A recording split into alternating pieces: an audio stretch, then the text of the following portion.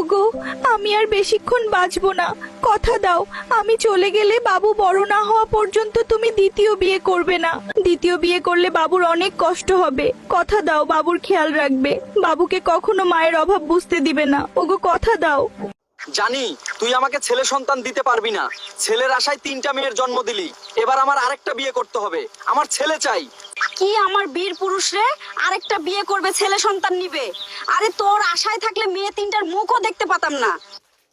বউ বাচ্চা সাথে থাকার পরেও অন্য মেয়ের দিকে তাকাও, তোমার আগের অভ্যাস আর গেল না।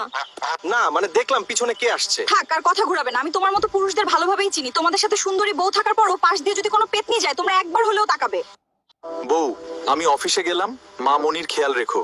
সারাটা দিন যেন ওর কোনো অসুবিধা না হয়। আমি বিকেলে ফিরে এসে তোমাদের সবার সাথে সময় কাটাবো। এই যে নবাব জাদি, যা রান্নাঘরে গিয়ে থালা বাসন পরিষ্কার করে রান্না বসাই দে। তোর মা তো মরে গেছে, একটা আপদ রেখে গেছে। যা, এখনো দাঁড়িয়ে আছিস কেন? আমার কথা কানে যাচ্ছে না।